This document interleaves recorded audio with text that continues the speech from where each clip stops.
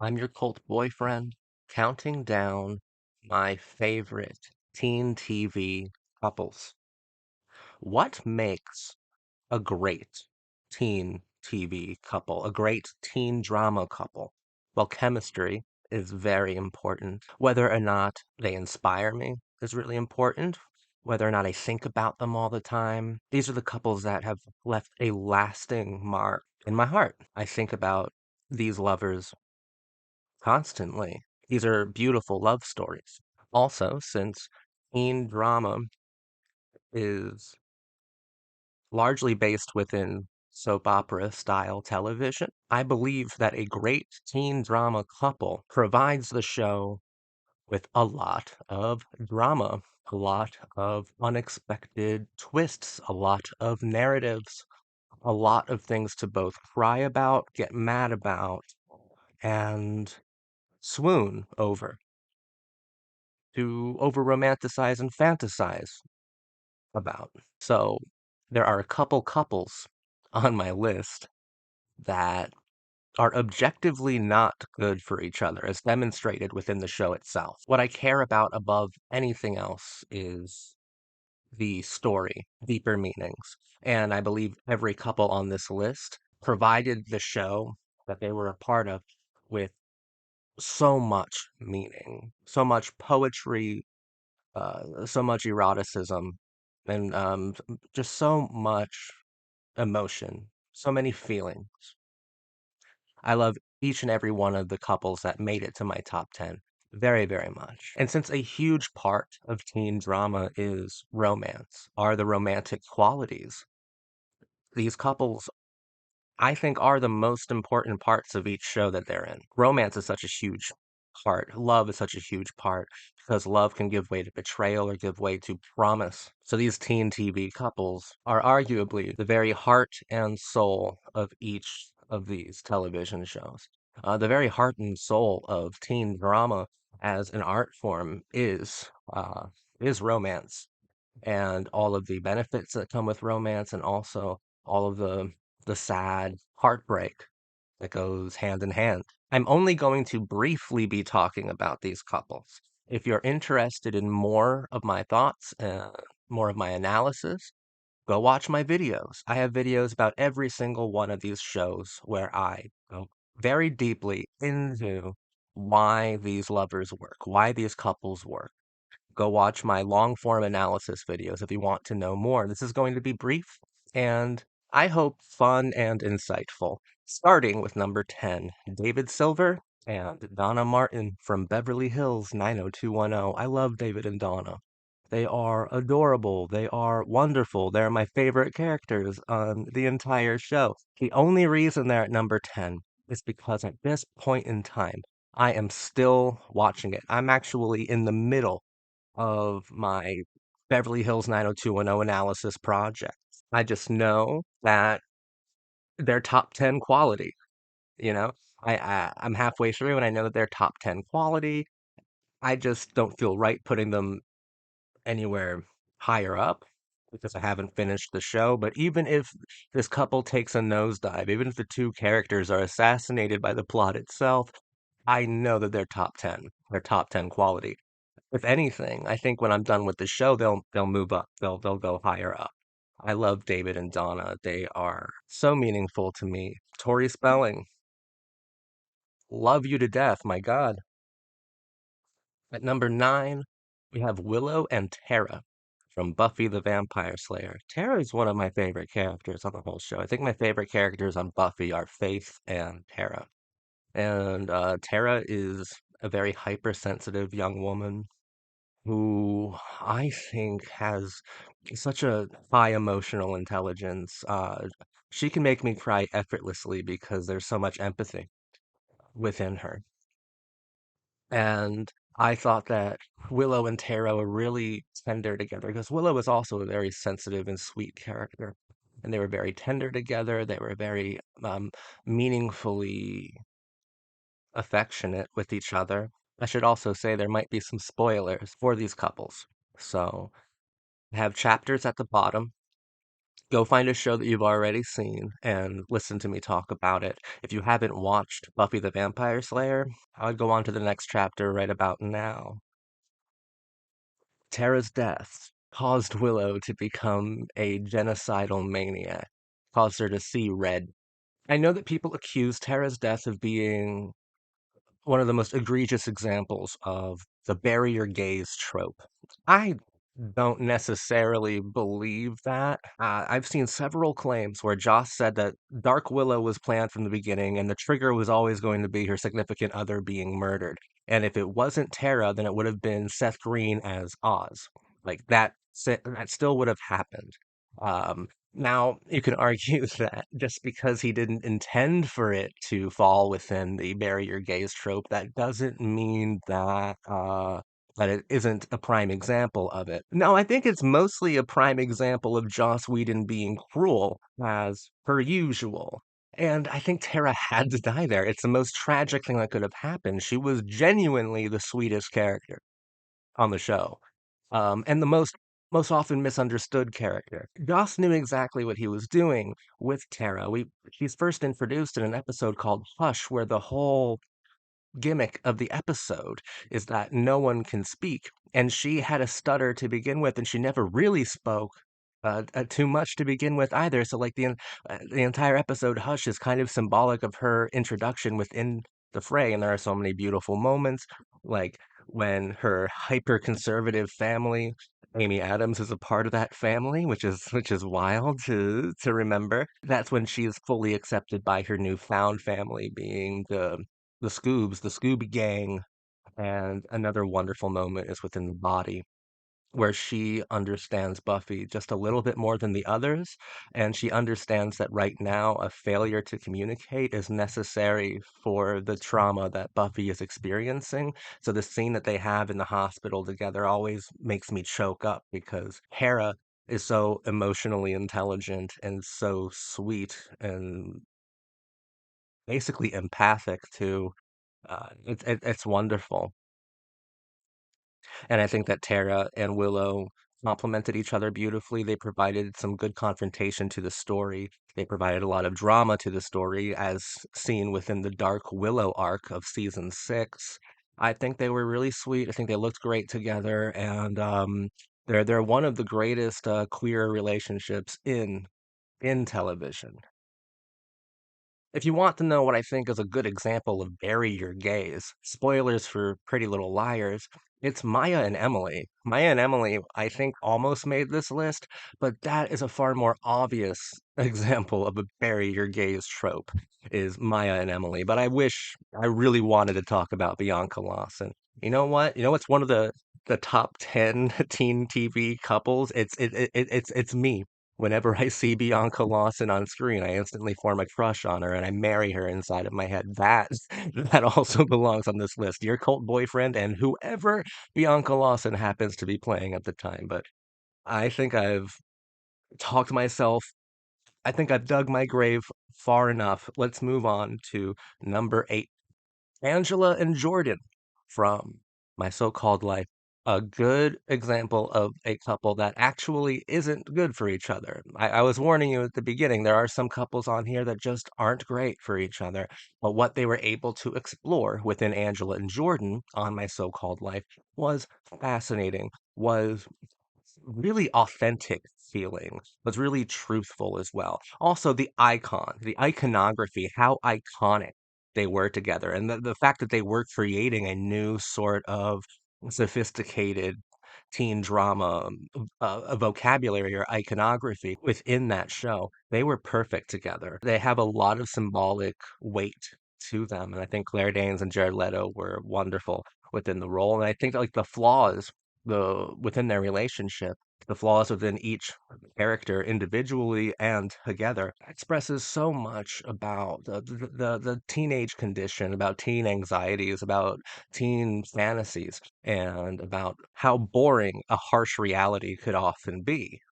And how betrayal is so alienating, and how alienating love, young love, can make you feel. That might be the worst thing about your first heartbreak, is alienation, because you don't expect that. And I think that's really that's really well expressed within my so-called life. And I also love how it shows how inept young people are at truly communicating to each other. Uh, Jordan and Angela hardly seem to be on the same page. Well, Jordan seems to have a really severe inability to articulate himself. And it's really tragic kind of character when you really think about it. I love both Angela and Jordan, and they deserve to be here. Just seeing their image has so much power to it, you know.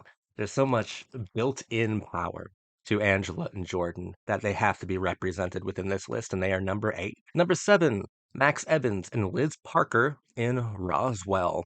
I love these two. I love these two so much. I think they look perfect together. I think that both characters challenge the narrative so well. Liz Parker ends up, I think, becoming the true hero of Roswell by rejecting every single narrative that is offered to her and turning Roswell into a completely different show near the end of season 2. Like Liz Parker on her own is fascinating. But when Max and Liz come together, their kind of like postmodern freedom, their wild rebellious power, nothing stands a chance. No one stands a chance. It's so wonderful. I love the drama that they bring to the piece. I loved even the early feelings, those star-crossed feelings, those forbidden ones, and you can feel a real chemistry between the two actors.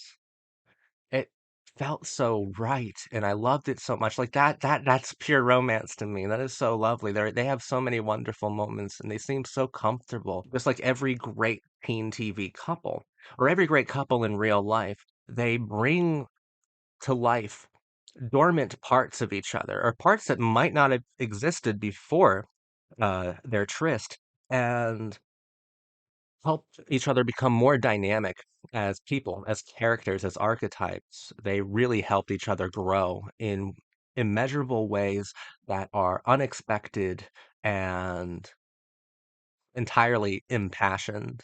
Number 6, mm, get a sip of coffee before I talk about Gilmore Girls. Rory and Jess are number 6. I like them. Who doesn't like them? You know, it's rare that you meet a team Dean out there, but they exist. I have met them. They are just as miserable as you'd expect. I love Jess and Rory. Go watch my Gilmore Girls analysis videos if you wanna know more. I think that Rory challenged not only Jess, but the framework of Stars Hollow incredibly well. And much like Max and Liz, the two of them made each other more dynamic, made each other more mature as well, because teen TV, almost by definition, has to be about maturity. It has to be about coming of age. You know, a coming of age film is, or television show is, for all intents and purposes, kind of useless, or at least a failure if it doesn't show the coming of age within it.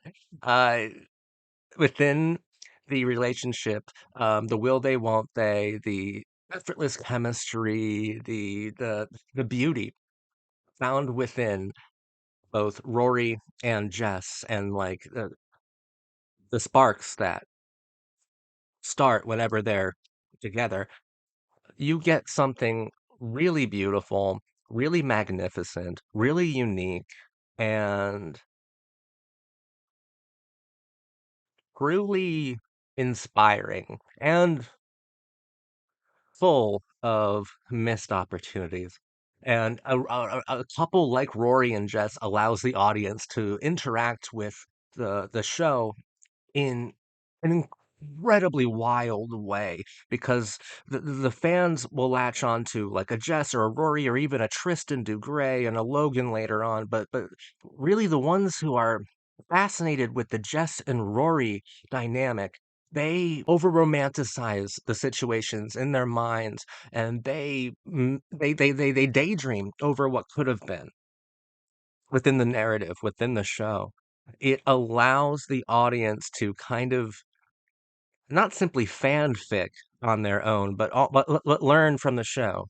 If you really believe that there was that much passion and chemistry, like I fully believe there's that much passion and chemistry with both Rory and Jess, then you won't let that happen in your real life. Or maybe that did happen in your real life. Maybe it's just such a relatable sort of dynamic that you can't help but feel so connected to the characters. But Rory and Jess, they allow the audience to interact with them in ways that are really, really rare. It's really special when a piece of art can make the audience feel like they are intimately involved with the love story. And that's something that Rory and Jess have been doing for decades at this point. Top five. Top five. These are some legends. We're in the Hall of Fame now. These are all stars. Number five, Tim Riggins and Lyla Garrity. Friday Night Lights. I personally had a lot of problems with Friday Night Lights, but one of the things I think it did so well was Tim Riggins, the character, and also Lyla Garrity, the character, and them together blows my mind. When I think back on the show, the very first thing I think about is Riggins and Lyla. When I think back on the show, the very first thing that comes to mind is this couple. I think of Riggins, I think of Lyla, I think of the eroticism of the characters, I think of the flash of the characters, I think of the obvious love and passion between these two. I think of Lyla looking into Riggins' eyes and Riggins wishing that he was someone better than he was. Minka Kelly is a goddess. That helps. And Taylor Kitsch is a fucking oh my god as well. All right, bisexual lights just going off like crazy right now. What a good looking fucking couple. But that's only part of it. That's only part of it. Once again, this is another couple where they're not good for each other. It was a relationship founded upon betrayal. There are so many things within both Lila and Riggins that are unchangeable. Like you can't change certain parts of these characters, and their relationship was bound to deteriorate eventually. And that's kind of what makes Friday Night Lights like so beautiful in this regard, because that to me is extremely relatable. That to me is very adult as well. Coming of age means coming to realize that heartbreak could come from an unavoidable place. And heartbreak could come when you know that there is so much love there. There's just so much that isn't working at the same time. I think that visually, cinematically, Tim Riggins and Lyla Garrity are possibly like the best looking couple on this list. Like they look great together.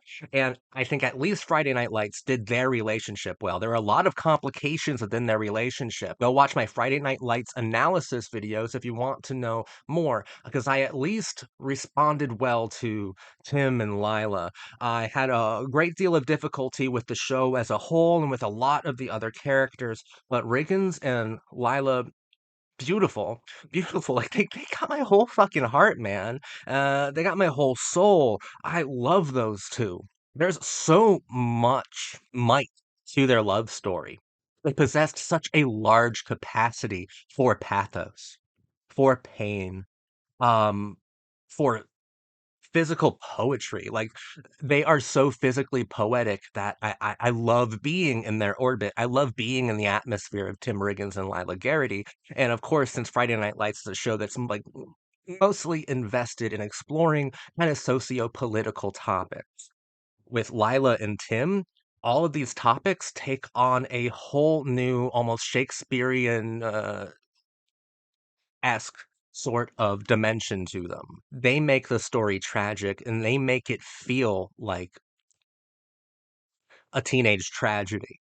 I think that those two characters are the best at expressing what Friday Night Lights, what the soul, what the heart of it truly was. When you kind of peel away the more pretentious layers of it, you get to Tim and Lila, you get to this beautiful love story that's being exploited by the conditions of the politics, was almost set up to fail because of the increasing alienation of the modern world.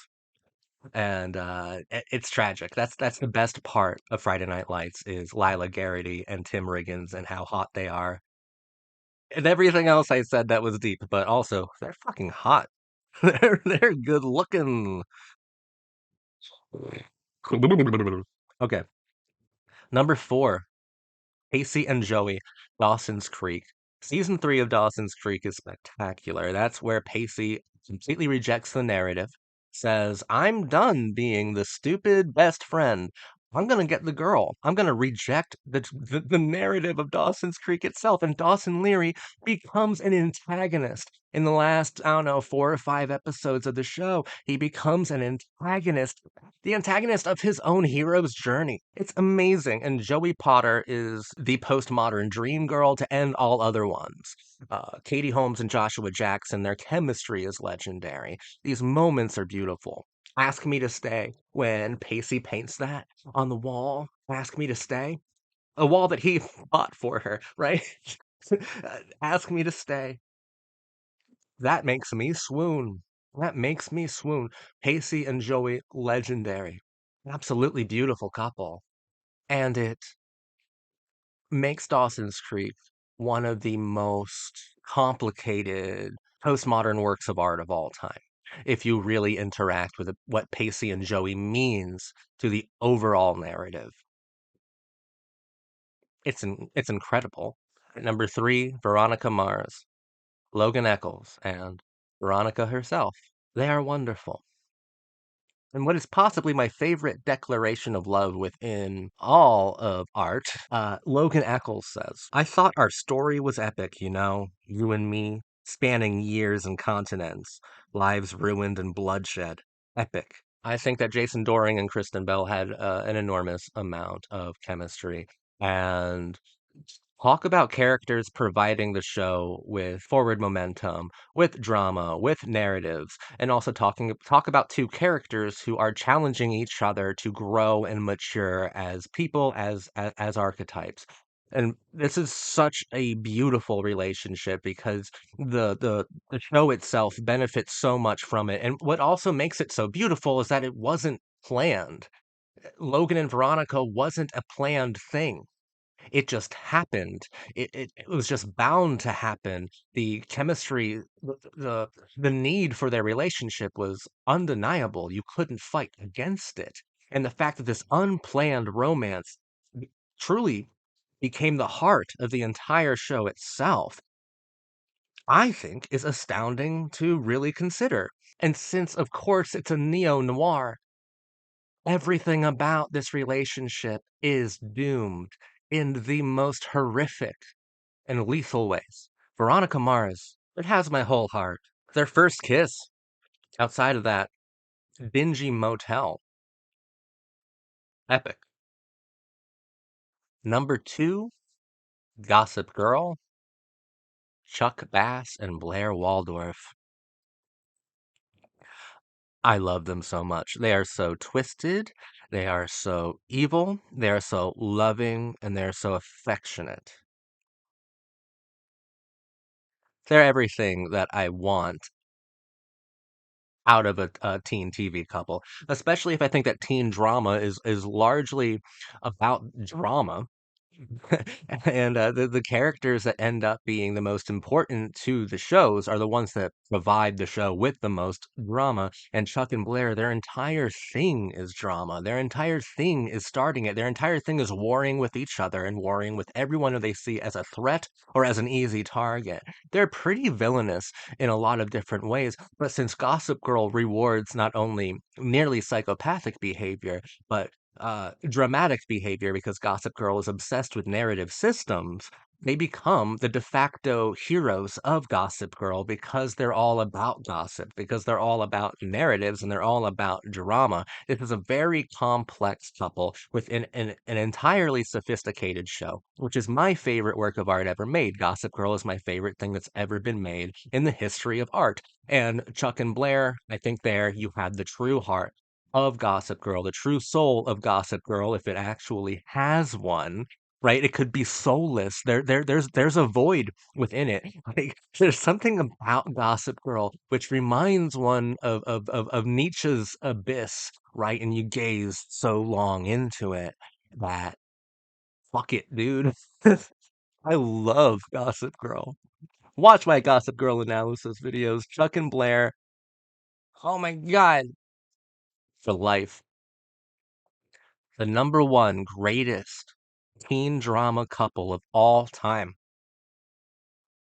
One Tree Hill, Lucas Scott and Peyton Sawyer. I cry the most during one scene, really. One scene will always get me. Even if I just think about it. I don't even have to watch it. I just have to think about it. I just have to think about the song Heartbeats playing softly, the Ravens winning the game,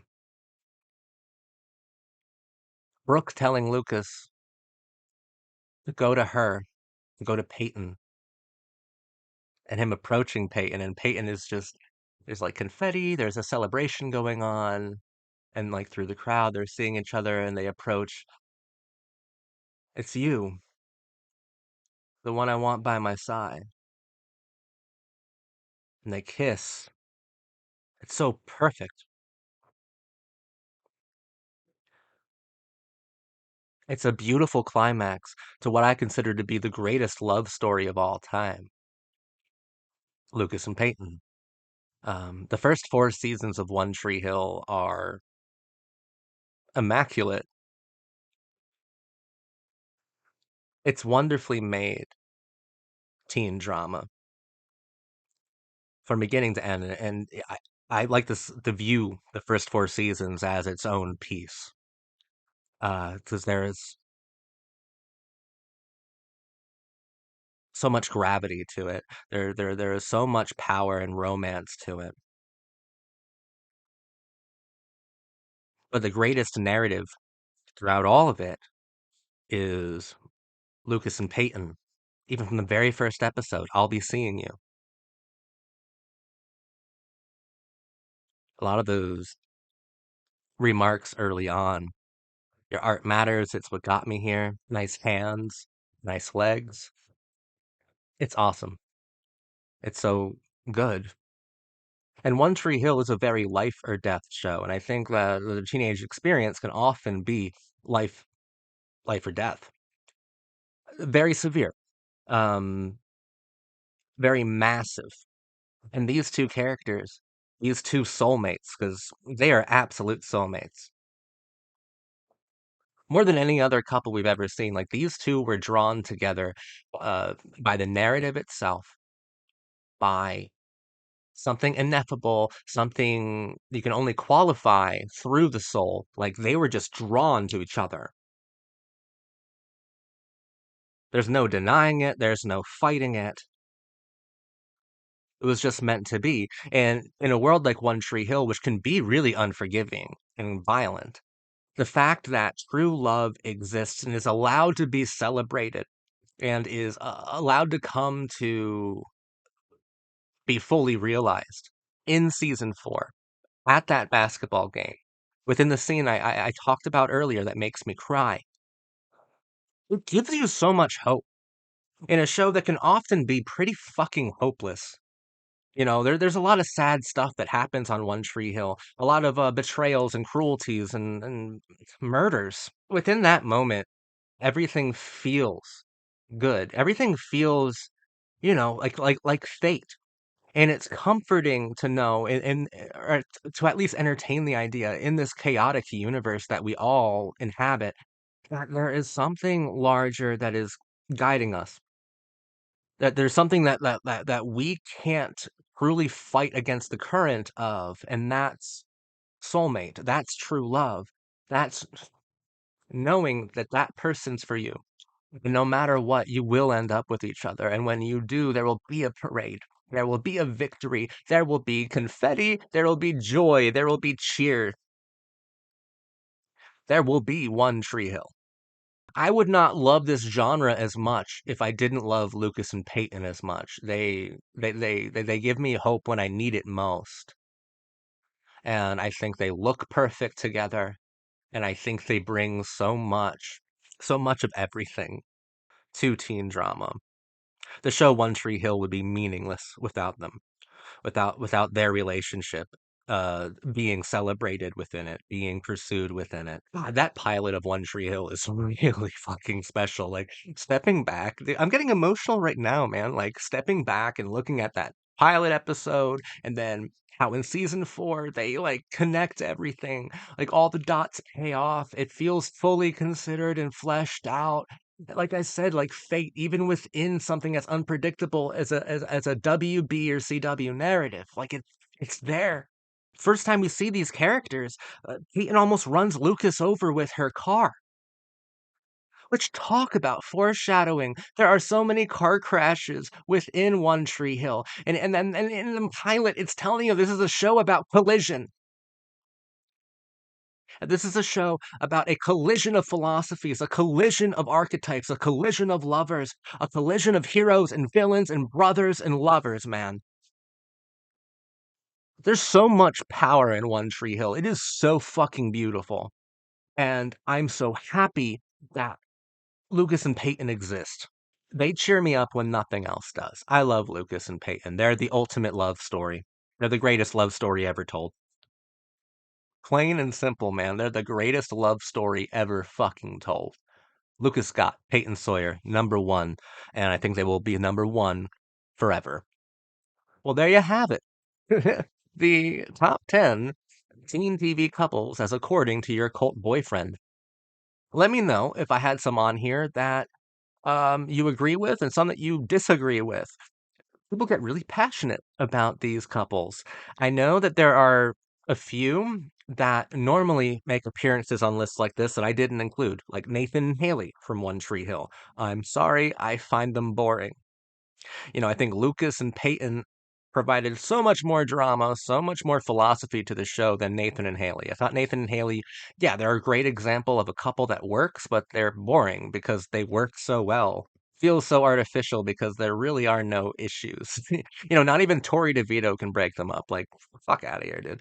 Um, I like them, but they're boring. And Seth and Summer didn't make it here because I like them. I like them. Seth and Summer from the OC. They don't hit me very heavily. Maybe they would have been here if David and Donna, if I didn't meet them on Beverly Hills 90210 recently. But I think David and Donna do what Seth and Summer did a lot better, honestly. Some might be surprised as well that there were no inclusions from the Vampire Diaries, like Damon and Elena. I think that the Vampire Diaries is a brilliant show. But I also think the secret of the entire show is that every couple is abusive, that every character is super selfish, and that the only correct answer to Damon, Stefan, and Elena, and who she should end up with is not no one. They should all be fucking alone forever because all they do when they're with someone is hurt them. All they do is hurt each other. Uh, so that's why Damon and Elena didn't make it here. They are wonderful together. They're super hot and they're fun and they're really interesting. But they weren't simply like objectively bad for each other. Like Elena wasn't just objectively bad for Damon and vice versa. And also Elena was really bad for Stefan too. It was more so that they were cruel to each other, that they were vicious. I love them for that. I think it makes the Vampire Diaries like a really sexy and problematic show. But I don't find them as romantic as others do. I find them more primal. Damon and Elena. I find them just more sensual, more erotic than romantic. And I think like romance and love is really important when you're compiling a list like this. I do love them though. They're the characters that were hard to keep off the list, Damon and Elena. But they just didn't make it. They just weren't good enough. In the comments, let me know who some of your favorites are, if we have any in common, and if I missed any big ones, like you're just really mad at me right now and you're going, "What the hell? What the hell? Where's so and so?" Let me know. I've been your cult boyfriend. Thank you so much for watching me.